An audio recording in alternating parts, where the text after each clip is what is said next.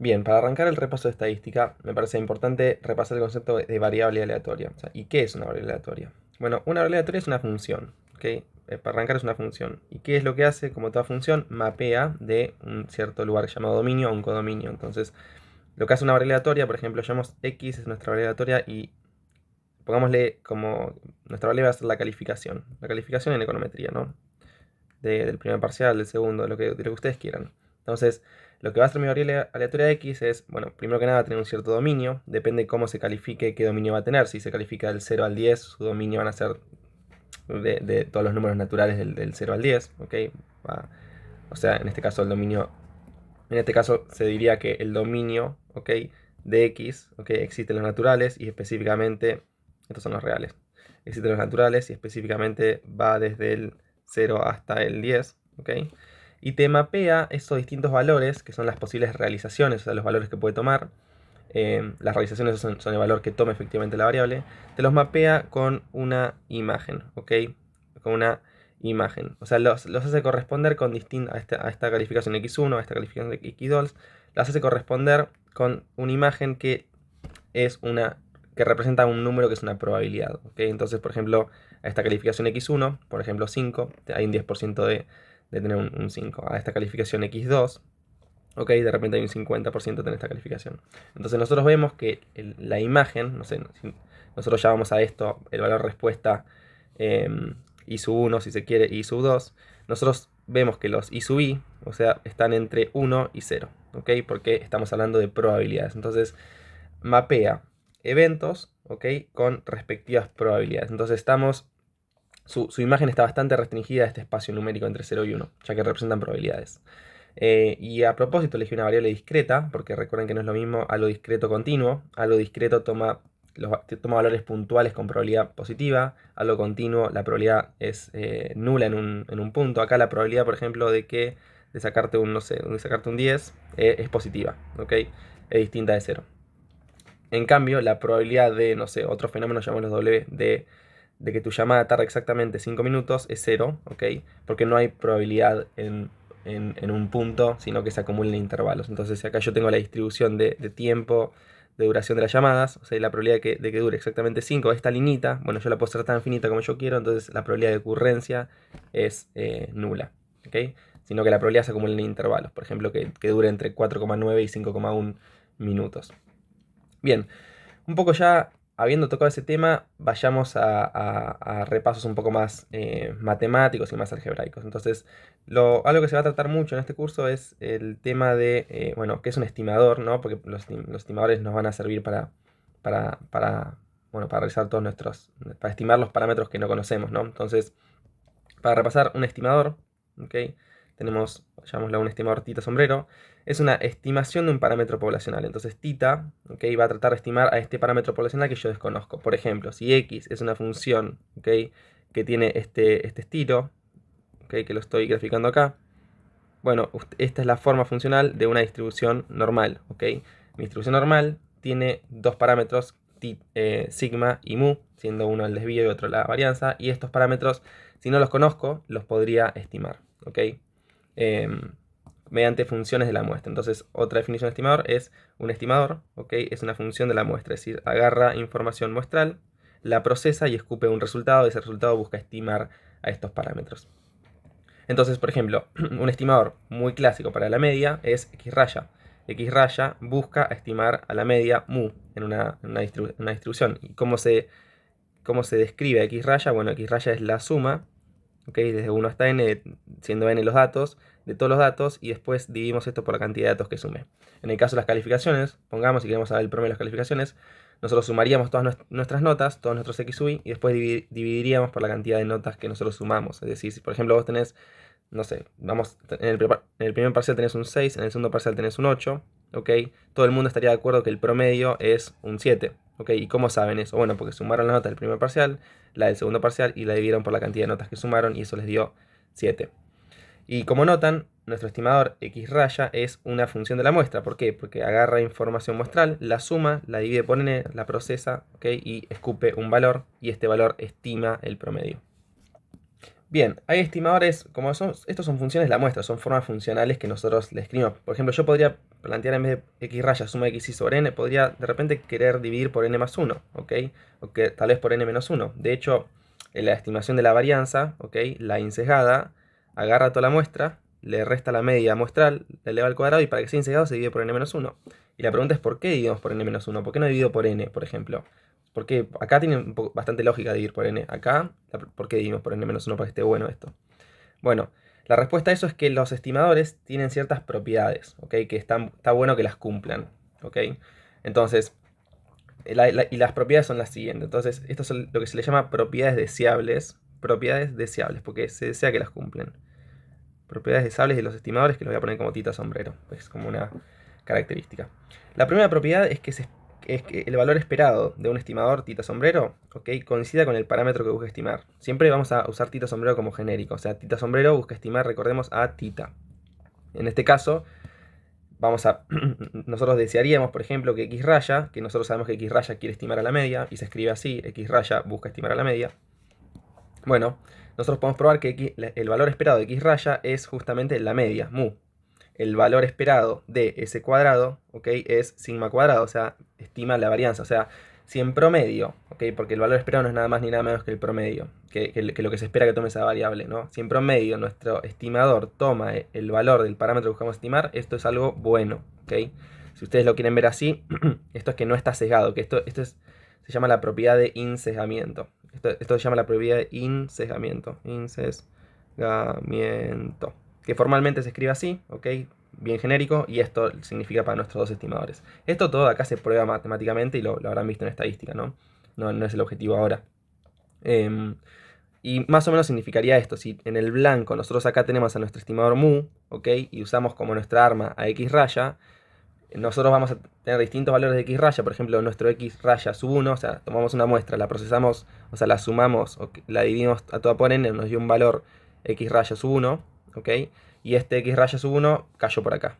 Hicimos lo mismo con x raya sub 2 y cayó por acá. Por acá ninguno le pegó a mu, tal vez uno le pegó en el medio, pero lo interesante es que en promedio, si nosotros promediamos todos estos puntitos, en promedio vamos a estar por acá. Un estimador sesgado, si quieren, para ver la diferencia, va a tener un cierto sesgo, o sea, tal vez mu está por acá y nosotros estamos apuntando y le damos siempre por acá. Bueno, eso significaría que tenemos un sesgo, porque en promedio vamos a estar por acá y no cerca de mu. Bien, siguiendo un poco. Esta es una propiedad bastante importante. Entonces, se dice que el estimador es insesgado, si cumple esto, y se dice que es asintóticamente insesgado. Ok, vamos a insesgado, si se cumple que el valor esperado del estimador es el parámetro que busca estimar, y asintóticamente insesgado si cuando la muestra es suficientemente grande, el valor esperado de mi estimador es igual al parámetro que buscamos estimar. Entonces, si por ejemplo, ¿okay?, el valor esperado de mi estimador tita, ¿okay?, fuese, no sé por qué le pongo tantos paréntesis, pero fuese tita dividido n, perdón, tita poblacional dividido n, no, perdón, nada que ver, fuese tita más 1 dividido n, bueno, en el límite, cuando n tiende a infinito, esto se tiende a 0, así que el límite cuando n tiende a infinito de la esperancia de mi estimador va a ser tita. O sea, es lo que se llama, es un estimador asintóticamente insesgado. Otra propiedad que nos interesa es la de consistencia, ¿ok? Y para eso los estimadores tienen que ser insesgados o asintóticamente insesgados. La consistencia, ¿ok?, se define de esta forma. La consistencia es cuando la muestra es suficientemente grande, la variabilidad de nuestro estimador tiene que ser nula, básicamente. Esa es la propiedad de consistencia. Después, otra propiedad que es interesante es la de eficiencia, ¿ok? Y algo eficiente en estadística, eficiencia, significa que tiene menor varianza. Entonces está la eficiencia relativa y la absoluta, ¿ok? La relativa es respecto a otro estimador, ¿ok? Relativa. Entonces se dice que, qué sé yo, que tita sub 1, el estimador tita sub 1 sombrero, si tiene menor varianza, vamos a usar el menor estricto, si tiene menor varianza que el estimador tita sub 2, se dice que tita sub 1 es más eficiente. Tita sub 1 será más eficiente porque su varianza es menor, más eficiente, ¿ok? Pero puede pasar que al mismo tiempo hay un tita sub, no sé, 3, que tiene una variabilidad aún más chiquita que tita sub 1, pero no sabemos. Solo sabemos que respecto a tita sub 2, tita sub 1 es mejor. La absoluta, ¿ok?, ¿Ok? Eficiencia en sentido absoluto significa que mi estimador es el más eficiente de todos. Es decir, cumple con una cota que se llama la cota de Cramer-Rao, que prueba que ningún estimador, ¿ok? Ningún estimador, cualquier tita sombrero que ustedes quieran, ninguno tiene una variabilidad menor a esta que les escribo. Les voy a escribir acá, no es muy importante que se la aprendan, sino que conceptualmente está interesante, donde tengo el logaritmo natural de la función de densidad y derivo respecto al parámetro que busco estimar dos veces. Esta es una expresión, acá hay un negativo. Hay otra expresión para esta cota, pero no es lo interesante. Entonces, si la varianza de mi estimador cumple con esta cota, entonces dice que es eficiente en sentido absoluto. No hay ningún estimador que tenga menor varianza que eso. ¿Okay? A lo sumo puede haber alguno que tenga igual, pero nunca menor. Y por último, no, bueno, ya está. Estamos bastante bien con esto. Estas son propiedades muy interesantes que está bueno que cumplan nuestros estimadores. Ensejamiento, consistencia y eficiencia son propiedades muy interesantes. Bien, a veces esta propiedad se escribe de otra forma, como que la probabilidad de que la distancia entre nuestro estimador y el valor del parámetro poblacional sea menor a un epsilon, que es tan chiquito como que vos quieras, que la probabilidad que esta distancia sea muy chiquitita, con probabilidad igual a 1, cuando n se va hacia infinito, cuando nuestra muestra se va hacia infinito. ¿Okay? Básicamente estamos diciendo que mi estimador converge en probabilidad a nuestro parámetro que buscamos estimar. ¿Por qué? Porque la probabilidad de que esta distancia sea muy chiquitita, ¿okay? Es 1 cuando n es suficientemente grande. Bien, estos son estimadores, ¿ok? Y yo escribí en los estimadores fórmulas como sumatorias y todo eso, entonces cuando trabajemos con estas cosas, algo de cancha vamos a tener que tener con esas, con la sumatoria y demás. Entonces, repasemos brevemente propiedades de la sumatoria. Entonces, propiedades, sumatoria, y también necesitamos propiedades de la esperanza y la varianza. Sumatoria. Bien, ¿y qué es la sumatoria? Un poco lo obviamos, ¿no? Pero si yo quiero sumar a todos los x sub i, por ejemplo, lo que estoy desde 1, no sé, desde 1 hasta n, lo que estoy diciendo es, che, arranca con el 1, y anda iterando por los naturales hasta llegar al número de milímetro superior, que en este caso es una n. Entonces, acaba de ser x1, porque arrancó con el 1, después iteró por el segundo natural x2, y fue hasta el último natural xn. Bien, y veamos las distintas propiedades. Por ejemplo, ¿qué pasa si yo esta sumatoria, que les planteé ahí, la multiplicase por una constante? O sea, yo tengo mi sumatoria de una constante a por x sub i. ¿Ok? Fíjense que lo que pasa es que a cada valor de repente aparece la a en cada valor de x, ¿no? Entonces yo podría, si quiero, sacar factor común esta a. Entonces si la saco factor común, si sacase factor común la a, me quedaría x1 más x2, etcétera, hasta xn. Y si chequeamos, esto acá no es nada más ni nada menos que lo que tenemos acá. Es la sumatoria de los x sub i. Así que lo que pasó es que mi constante pasó a estar adentro para afuera. Entonces concluyo que la sumatoria de una constante a por x sub i es igual a la constante para afuera por la sumatoria de los x sub i. Otra propiedad que podemos probar es que la sumatoria de los x sub i más una variable que depende del subíndice i. Mi sumatoria, recuerden que suma todo lo que tenga subíndice i desde i igual a 1 hasta n. Más otra variable i sub i, ¿ok? Esto es lo mismo que x1 más i1 cuando i vale 1, más x2 más i2 cuando i vale 2, y puedo seguir así hasta xn más in cuando llegue al tope de mi sumatoria. Si yo reordeno todo esto porque la suma es conmutativa, podría reordenarlo como, ¿qué cosa? Como x1 más x2 más etcétera hasta xn, más, si quieren le pongo un paréntesis y la asocio, más i1 más hasta i sub n, porque también es asociativa la suma. Entonces acá me queda la suma de x sub i más la suma de i sub i. Siempre estoy sumando desde 1 hasta n, aunque no lo ponga en el sumatorio así, desde 1 hasta n lo sumo. Entonces veo que la sumatoria se puede distribuir.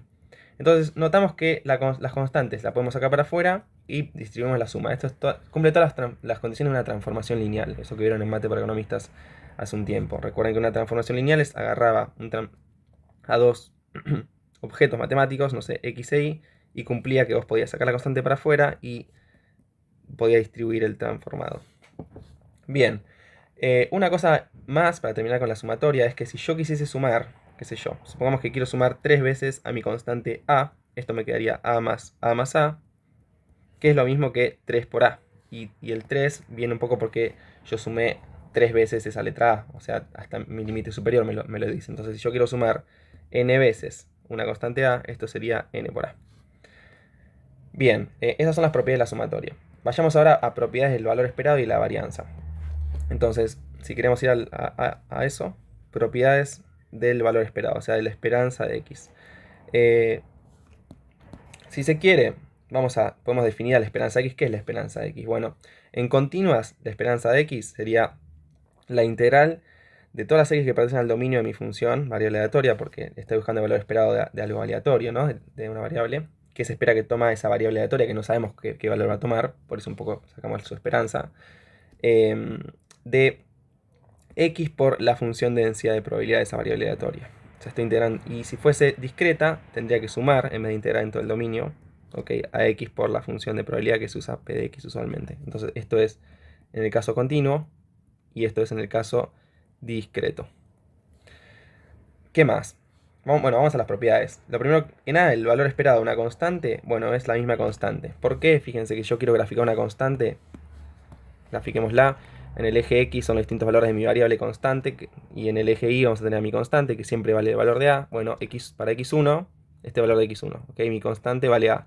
Para x2, mi constante vale A. ¿Okay? Entonces, lo que espero que valga mi variable aleatoria es siempre la constante A. El valor esperado también es una transformación lineal, así que sabemos que va a pasar lo siguiente. El valor esperado de A más x, a por x más y, donde x e y son variables aleatorias y a es una constante, la constante la puedo sacar para afuera y también puedo distribuir respecto de la suma. ¿Okay? Entonces acá hice dos propiedades de una. Saqué la constante para afuera de mi sumatoria y también se puede distribuir la sumatoria. Y por último, esto vamos a charlarlo un poco más adelante, si x e y además son independientes, es decir, la probabilidad de que x tome un cierto valor, dado que y tomó otro valor, ¿okay?, sigue siendo la probabilidad de que x haya tomado ese valor específico de su dominio, es decir, que el suceso y no afectó a mi variable x, eso es la definición de independencia. ¿Okay? Si sucede esto, bueno, el valor esperado de x por y es el valor esperado de x por el valor esperado de y. Esto lo vamos a ver cuando veamos covarianza un poco más. Vayamos a la varianza. ¿Okay?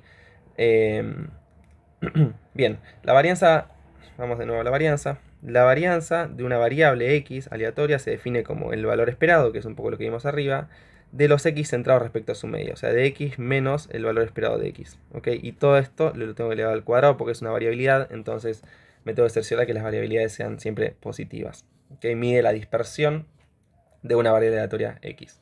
Si hacemos un poco de álgebra, distribuimos este cuadrado, distribuimos la esperanza, como aprendimos, podemos llegar a esta expresión, a que la varianza de x se puede expresar como el valor esperado de x al cuadrado menos el valor esperado al cuadrado de x. ¿Okay? Son otra forma de expresar a la varianza. Y siempre nos gusta más expresar en términos de valores esperados porque es más fácil de computar. Bien, propiedades. Si a es una constante, ¿okay?, x e y son variables aleatorias, ¿qué pasa con esto? Bueno, la varianza de una constante es 0, porque como vimos antes, mi constante a no tiene variabilidad, siempre vale el mismo valor.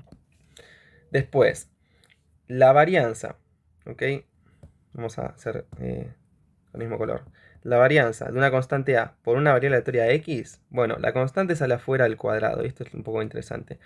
¿Por qué esto? Si quieren probar, calculen la varianza de a por x, que sería el valor esperado de a por x más, perdón, o sea, a por x es nuestra nueva variable, menos el valor esperado de nuestra nueva variable, ¿ok? A esto lo tendría que elevar al cuadrado, etc. Fíjense que si yo quiero, la a la puedo sacar de mi esperanza afuera por propiedades, y si quiero sacar la a para afuera de este cuadrado, tiene que salir al cuadrado, ¿ok? Entonces, y después sale para afuera de nuevo porque es una constante, y les queda la expresión de la varianza, ¿ok? Entonces pueden probar esto tranquilamente. ¿Qué más? La varianza, ¿ok?, de una suma de variables aleatorias se define como la varianza de la primera variable aleatoria más la variabilidad de la segunda variable aleatoria más 2 veces la covarianza entre estas dos variables aleatorias, donde la covarianza es una medida de relación, de correlación entre estas dos variables. Y lo interesante de esto es que si x e y son independientes, ¿ok?, que ya vimos un poco lo que significaba, la covarianza, o sea, la relación entre ambas variables es 0. ¿Ok? Entonces, si x y y son independientes, simultáneamente se cumple que la varianza de x más y, ¿ok?, como esto es 0, me queda la varianza de x más la varianza de y. ¿Ok? Perfecto. Y ya que estamos, la varianza de una variable aleatoria x con una constante también es 0, ¿ok?, porque las constantes no covarían con variables aleatorias. Eso les va a servir bastante. Y ya que estamos, vayamos a la expresión de la covarianza. La covarianza entre dos variables aleatorias x e y, por definición, es el valor esperado de mi primera variable aleatoria x centrada respecto a su media, multiplicada por mi segunda variable aleatoria x y centrada respecto a su media, ¿ok? Y fíjense que si tengo fíjense qué pasa con la covarianza de x consigo misma. Bueno, acá tendría x menos su media, y me quedaría x menos su media al cuadrado. Entonces esto es la varianza de x. Bien, se puede probar que la covarianza, si yo la desarrollo de la misma forma que con la varianza, me queda esto que tengo acá. Y fíjense que si las variables son independientes, la covarianza es 0, ¿ok? Entonces vamos a hacer un paréntesis. Si x e y son independientes, entonces la covarianza es 0, que al mismo tiempo dijimos que era igual a esto de acá, ¿ok? Y si despejamos esta expresión, me queda que el valor esperado de x por y es igual a la esperanza de x por la esperanza de y, que es la propiedad que teníamos acá arriba, que le dije, bueno, si x y y son independientes sucede esto. Bueno, sale un poco por este lado. Bien, y ya que estamos, les muestro el coeficiente de correlación lineal, ¿ok? El coeficiente de correlación lineal, ρ, ¿ok? ρ, si quieren pueden poner así, es por definición la covarianza entre mis dos variables aleatorias que estoy chequeando su correlación, dividido los desvíos de ambas variables aleatorias, ¿ok? Y ρ es un número, ¿ok?, que está entre 1 y menos 1, o sea que en módulo es menor a 1. Y una cosa importante que hay que aclarar es que si la covarianza es 0, no necesariamente significa que las variables son independientes, pero si son independientes, la covarianza es 0, o sea, no vale el recíproco, por así decirlo.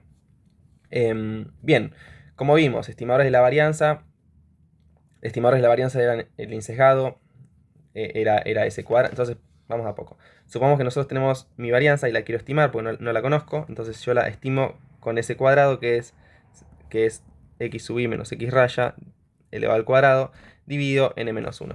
Un poco la justificación de dividir por n menos 1 es porque castigo por la cantidad de parámetros estimados, porque esto es una estimación de la media, ¿ok?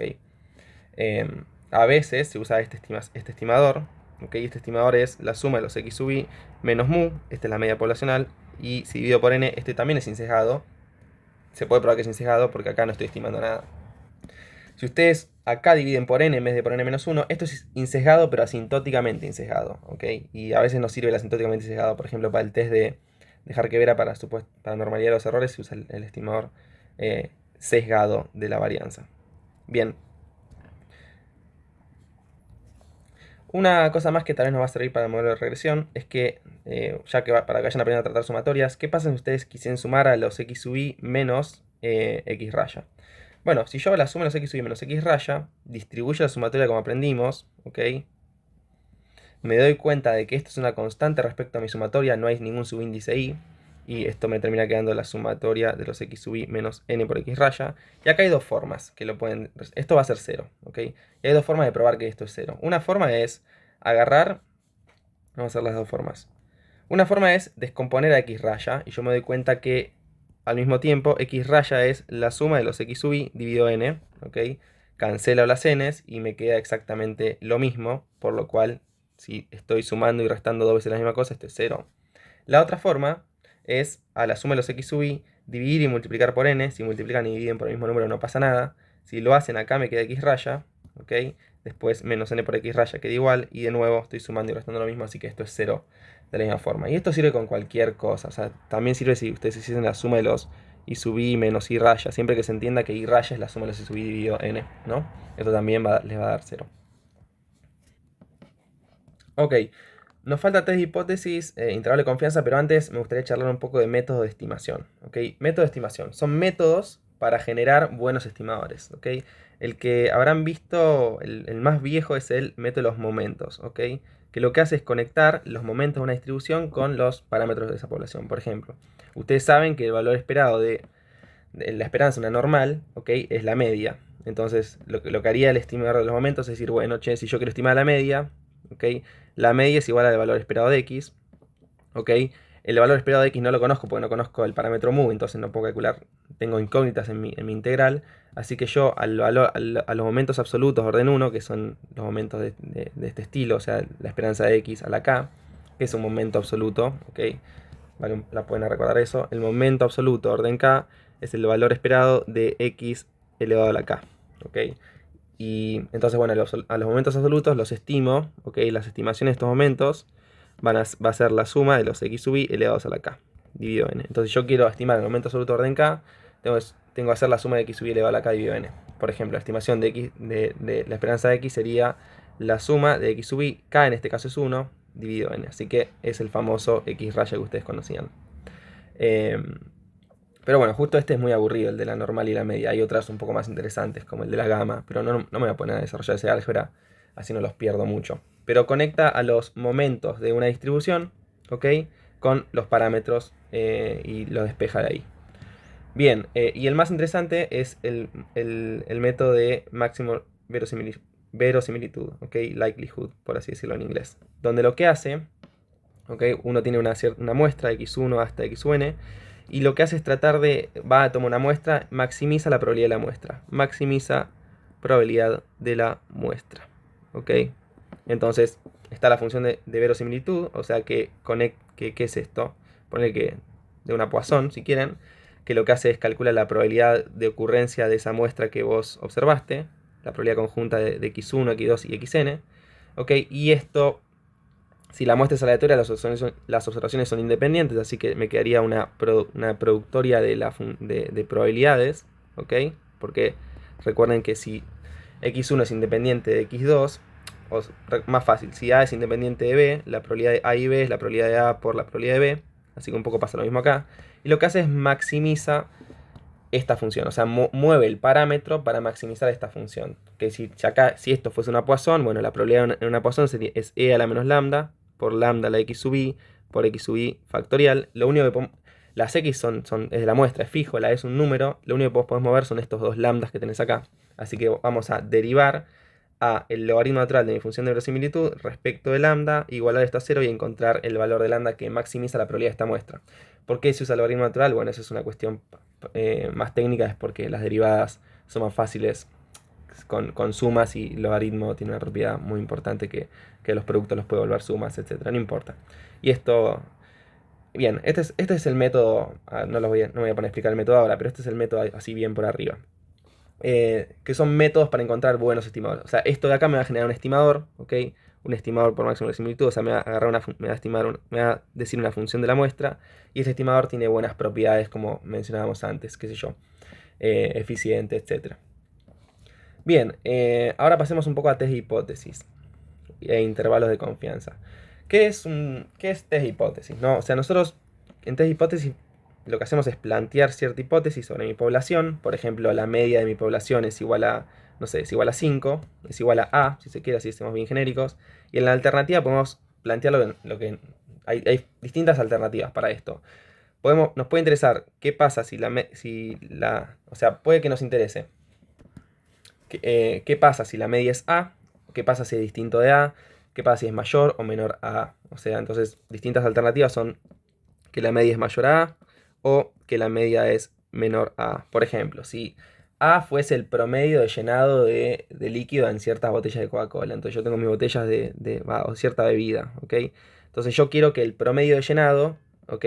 No sea mayor ni sea menor, porque si es menor se quejan los clientes, si es mayor me desborda y me rompe todo, así que me interesa testear si es ese valor A, pongámosle así, pongámosle 500 mililitros, así es bien más real, o si es distinto. Si es distinto, bueno, tengo que hacer un ajuste, y si no es distinto, está todo bien, por así decirlo. Poner que esta es una botella de 500. Entonces, me interesa testear si es igual o no es igual a 500 mililitros. Entonces, lo que yo haría sería recolectaría una muestra, en lo posible aleatoria, que tenga unas buenas propiedades, una muestra aleatoria, ¿ok? Y testearía qué onda con el promedio de esta muestra, ¿ok? Con esta muestra, como yo desconozco la media, si yo conociese la media no estaría haciendo un test de hipótesis, no tendría mucho sentido. Yo a la media la voy a estimar, o sea, voy a sumar a los elementos de mi muestra con este estimador de esta forma, fíjense cómo está todo conectado, y voy a testear esto me va a arrojar un valor, ¿ok? Y voy a testear qué onda este valor, ¿ok? Si este valor está muy alejado de mi media, voy a decir, che, bueno, tengo problemas. Si este valor está muy cerca a mi media, bueno, está todo bien. Ahora la pregunta es qué es muy cerca y qué es muy lejos, ¿ok? Porque, bueno, estamos en estadísticas. O sea, 499, ¿cerca o es lejos? Tal vez te pregunto a vos y me decís que es cerca, y tal vez viene alguien y me dice que es lejos, porque, no sé, querés que la distancia sea no en unidades, sino que tenga comas, qué sé yo. Entonces lo que se hace es, se usa la estadística, ¿no? Entonces, X raya, si supongamos que acá hay que hacer un supuesto fuerte, es que eh, la... em, el llenado, o sea, X es, ¿qué sería X? Sería la cantidad de mililitros de llenado de cada botella, ¿ok? Si yo sumo toda esa cantidad de llenado dividido por n, tengo el promedio de llenado, ¿ok? Entonces, que el llenado, por así decirlo, sigue una distribución normal. O sea, se distribuye de forma normal con una media y un desvío que conozco, desconozco, no importa. Supongamos que lo conozco para ser bien práctico. Por alguna razón conozco el desvío y no conozco la media, lo cual es súper raro. Pero por alguna razón lo hago. Entonces, y por eso quiero testear qué onda la media. Eh, bueno, ¿a qué iba con todo esto? Significa que el llenado se comporta de esta formita. ¿A qué iba con todo esto? Que nosotros sabemos, no sé si sabemos, pero pasa esto, que la suma de variables normales, es otra normal, y la transformación de variables normales también es otra normal, así que x raya va a ser una normal, ¿ok? Siempre que sean independientes, y como la muestra es aleatoria, las variables sí son independientes. La media está normal, bueno, ahí es donde vienen todas las propiedades. X raya es insesgado, o sea, el valor esperado de x raya es el parámetro mu que busca estimar, así que la media va a ser mu, ¿ok? El desvío de x raya, o la varianza de x raya, esto se calcula, ¿ok? Con propiedad de la varianza, si quieren lo hacemos y practicamos un poco, sería la varianza de la suma de los x sub i dividido n. Las n salen para afuera elevados al cuadrado porque son mi constante. La varianza de esta suma es la suma de las varianzas porque son independientes entre sí las variables, ¿ok? Y la varianza de mi variable x sub i la llamamos sigma cuadrado, ¿ok? El desvío sigma, la varianza sigma cuadrado. Y sigma cuadrado es una constante, así que esto me queda 1 dividido n cuadrado por n dividido sigma cuadrado, o sea, sigma cuadrado dividido n. Bien, entonces yo ya sé que x raya tiene una varianza sigma cuadrado dividido n. Lo que haría en mi test de hipótesis es, bueno, supongamos que mi hipótesis nula es verdadera, ¿ok? Entonces que la media es de 500 mililitros, ¿ok? Bien, si la media es de 500 mililitros y por alguna razón yo conozco el desvío y yo sé que el desvío es de 10, o la varianza, hagámosla fácil, la varianza es de algo que sea fácil calcular la raíz, de 25, ¿ok? Por alguna razón sabemos que la varianza es 25, ¿ok? Y tengo una muestra, qué sé yo, también, tengo una muestra de 16 elementos, o sea, mi muestra tiene 16 x sub i. Entonces, lo que yo haría sería, bueno, tengo mi nueva distribución, esta es mi normal bajo H0 verdadera, o sea, su media va a ser 500 mililitros, su varianza va a ser, bueno, 25 dividido 16, ¿ok? Esta es la varianza sigma cuadrado. Bien, la media era 500 mililitros. Y lo interesante es, bueno, voy a definir antes de calcular, antes de tomar mi muestra, antes de que esto tome un cierto valor, ¿no? Si no, no tiene mucho sentido. Voy a definir alfa. ¿Qué es alfa? Es la probabilidad de rechazar mi hipótesis nula, ¿ok? Cuando mi hipótesis nula es verdadera. O sea, en este caso, acá estoy en hipótesis nula verdadera porque mi media es de 500 mililitros. Entonces, alfa es un error y se le llama error de tipo 1. Error de tipo 1. Como estoy en igual contra distinto, ok, igual contra distinto, voy a distribuir a mi alfa en dos regiones.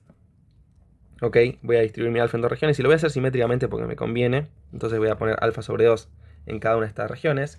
Y yo voy a concluir que si yo caigo acá adentro, en estas regiones, que podría pasar que mi distribución, mi llenado sea una normal con esta media, así que estaría en lo correcto, no tendría que hacer ninguna modificación. Podría pasar que pase eso, pero pero si yo caigo acá voy a rechazar que la media es de 500, ¿ok? Entonces por eso es un error. ¿Por qué es un error? Porque si es que sucede esto y yo caigo acá, voy a rechazar y estaría rechazando algo que es verdadero porque yo estoy en esta situación, en que mi media es de 500 mililitros, ¿ok? Si yo caigo por acá, ¿ok? No voy a rechazar. Entonces se le dice que la zona que yo coloreé acá de blanco es la zona de rechazo. O sea, yo rechazo mi hipótesis nula si caigo por acá en lo blanco, ¿ok? Si caigo por acá en lo blanco, acá rechazo mi hipótesis nula. Y acá, en lo que voy a escribir en rojo, yo no rechazo mi hipótesis nula. Si caigo por ahí, no rechazo. Entonces supongamos que, no sé, yo tomé una muestra, X raya, ¿ok? Y me dio que es 495. Bien, y pone que 495 cayó por acá. Acá este valor 495 mililitros. Bueno, caí ahí, es decir, caí en... ahí está mi estimación, yo caí ahí, entonces yo no voy a rechazar... no voy a rechazar mi hipótesis nula. Entonces voy a concluir que la media de llenado es de 500 mililitros. ¿Ok? ¿Por qué concluyó esto? Hay dos formas de escribirlo. Con la conclusión, si quieren. Conclusión. ¿Ok? Una es mi X testeado, ¿ok? Que es 495. Es mayor a este punto crítico de acá. ¿Ok? No sé, ¿cómo calculamos este punto crítico? Bueno, tendríamos que ir a una normal con media 500 mililitros, desvío raíz de todo esto, varianza de esto de acá, y calcular este punto crítico. Calcular también lo mismo para este punto crítico de acá, y concluir que la X que yo agarré, llamo la X1, es menor al punto crítico superior, vamos a llamarlo menor al límite superior y mayor al límite inferior. ¿Ok? Esta es una. Y la otra forma, que es la que me gusta a mí, entonces si sucede esto, que me encuentro acá adentro, yo no rechazo H0. No rechazo H0. La forma que me gusta a mí es calcular el p-valor. Que el p-valor, ¿qué es? Es el área acumulada hasta nuestro estadígrafo de prueba. O sea, todo este área en azul, ¿ok? Multiplicada por 2. ¿Por qué multiplicada por 2? Bueno, porque estoy a dos colas en este caso. Entonces, acá veo que si el p-valor es mayor a mi alfa, donde alfa es el error de tipo 1, entonces tampoco no rechazo H0. ¿Ok?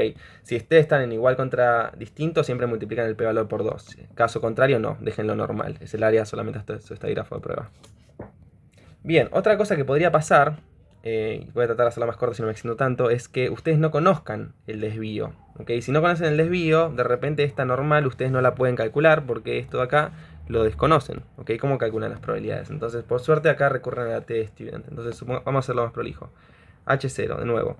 Su media van a suponer que es igual a 500 mililitros. H1, la media es distinto a 500 mililitros. ¿Ok? X es una distribución normal, la media la desconocen, pero tampoco conocen la varianza o el desvío. ¿Ok? Entonces están en problemas. ¿Cómo solucionar este problema? Bien, ustedes tienen X raya, que es lo que ustedes van a usar como para chequear la media. X raya es la suma de normales dividido n, así que también es una normal. Su media es mu y su varianza es sigma cuadrado dividido n, como vieron antes. Ok, ¿cómo soluciono este problema? Bueno, recurro a la t-student. Ok, yo tengo que recordar que la t-student es una combinación de una normal 0,1 dividido la raíz cuadrada de una chi cuadrado con b grados de libertad dividido su grado de libertad y hereda los grados de la libertad de la chi cuadrado. No importa bien esto. Lo importante es que ustedes esta operación algebraica cancelan un montón de cosas y termina quedándoles esto que tienen por acá. X raya menos la media dividido, lo que voy a aparecer acá es S dividido raíz de n, donde S va a ser su estimación, ¿ok? De la varianza. X sub i menos X raya va a ser su estimación de la varianza. X sub i menos X raya al cuadrado, porque se me escribe tan mal, menos X raya, todo esto al cuadrado, dividido n menos 1. Pueden usar n si quieren, lo mejor es usar el asintóticamente el insesgado, y chau. Y esto va a ser una t-student con n-1 grado de libertad, si es que usaron n-1 acá, y con n grado de libertad, si es que usaron n ahí. Ojo con eso, yo usaría n-1. Bien, y este va a ser su t empírico. Y de nuevo, funciona lo mismo. En vez de ir una normal, ok, van a ir una distribución t. La distribución t, el único parámetro que tiene son los grados de libertad, siempre tiene media en 0. Van a calcular de nuevo sus zonas de rechazo, ok, alfa sobre 2 en cada una de estas zonas. Y van a ver dónde caen. Si el t empírico cae por acá, okay, suponete que el t empírico caen por acá. Bueno, fíjense que el t empírico es mayor al t crítico superior y claramente mayor al t crítico inferior. O sea, pongámosle 1 y 2 si se quiere. Entonces ustedes van a rechazar H0. Entonces esto genera que ustedes rechazan H0. A mí lo que me gustaría, bueno, ¿cómo calculan el p-valor? El p-valor, bueno, el p-valor sería todo este área, ¿ok? Acumulada para acá, multiplicada por 2. Y van a ver que es menor al alfa, ese área que tienen por ahí. Entonces, ¿por qué? Porque el p-valor es menor al alfa, rechazan H0. Bien, antes de terminar, dos cosas, que las vamos a mencionar un poco por arriba. Primero que nada, está lo que se llama la potencia del test, ¿ok? Beta, ¿ok? Es la probabilidad del error de tipo 2. O sea, la probabilidad de qué cosa? De no rechazar, ¿ok? Algo que es falso. es algo malo. Y 1 menos beta es lo que se llama la potencia del test. Potencia del test. ¿Okay? Esto es algo positivo. Mientras más potencia, mejor, porque menor error de tipo 2. Pero el error de tipo 1 es como el más grave, por así decirlo. O sea, no queremos nunca rechazar algo que es verdadero. Por eso se usa un alfa, los alfa bastante chiquititos. Pero necesitamos un alfa sí o sí, porque si no, no estaríamos testeando nada. Bien, y para concluir, intervalo de confianza, que es algo muy parecido a parecido. Tiene sus partes donde se tocan. O sea, un intervalo de confianza es, bueno, yo quiero de nuevo generar un intervalo para el cual, ok, yo tengo una confiabilidad de que se encuentra mi parámetro que busco estimar. Entonces, supongamos que yo no conozco mu, ok, pero yo quiero tener cierta confiabilidad de que mu se encuentre entre un límite superior y un límite inferior, ok. Y de nuevo, para eso necesito una distribución, o sea, por eso se usa la probabilidad, porque si esto es una normal y si tengo los parámetros especificados, bueno, yo puedo agarrar ciertos límites donde acá haya 1 menos alfa de probabilidad, ¿ok? Entonces yo puedo tener cierta confiabilidad de que yo voy a caer adentro de, yo voy a pegarle a mu 1 menos alfa probabilidad de veces. Entonces, y para tener, como acá claramente desconozco mu, ¿ok? Y supongamos que de nuevo por alguna razón conozco sigma cuadrado, si no usaría una t. Entonces sigma cuadrado lo conozco, vamos a escribirlo, sigma cuadrado es conocido, y mu claramente es desconocido, si no, no estaría creando un intervalo para él, desconocido, ¿ok? Entonces, ¿qué haría yo? Bueno, primero que nada necesito una distribución, ahora sí necesito una distribución que conozco, no tengo ningún H0 para darle a mu, así que a mu lo tendría que estandarizar, entonces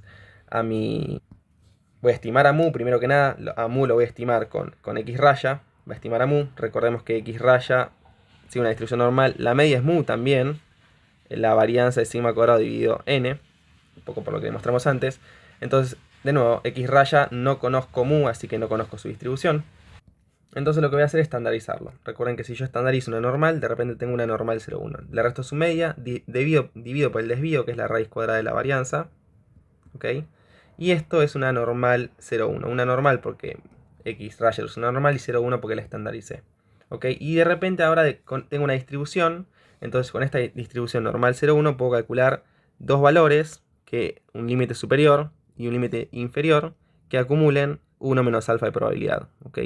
Que acumulen 1 menos alfa de probabilidad en el medio. ¿Ok? A mi límite superior lo llamo z de 1 menos alfa sobre 2, porque acumula 1 menos alfa sobre 2 para la izquierda, ya que acá, ¿cuánto va a haber? Va a haber alfa sobre 2, y acá también va a haber alfa sobre 2, y a este lo llamo z de alfa sobre 2. Perdón, acá le voy a poner media 0, porque la normal estándar tiene media 0 y varianza 1. Bien, entonces de nuevo construyo mi intervalo de confianza, donde tengo una confiabilidad de que x raya menos mu dividido sigma sobre raíz de n, ahí simplifico un poquito, sea menor o igual a un valor que acumula esto acá, otro valor que acumula esto acá, ¿ok? Y esto va a ser 1 menos alfa.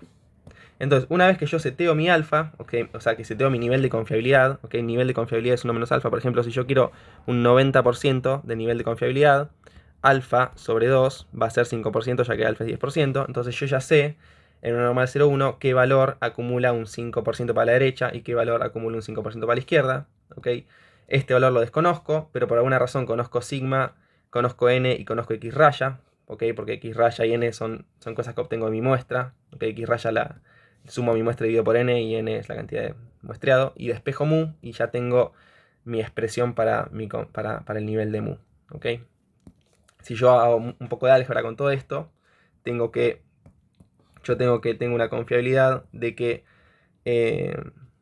mu esté entre z de alfa sobre 2 por sigma dividido raíz de n más x raya esté entre este valor, ¿ok? Y al mismo tiempo mu esté entre este valor, z de 1 menos alfa sobre 2 por sigma sobre raíz de n más x raya. Bien, tengo una confiabilidad de 1 menos alfa de que suceda esto. Bien, y ya con esto estamos.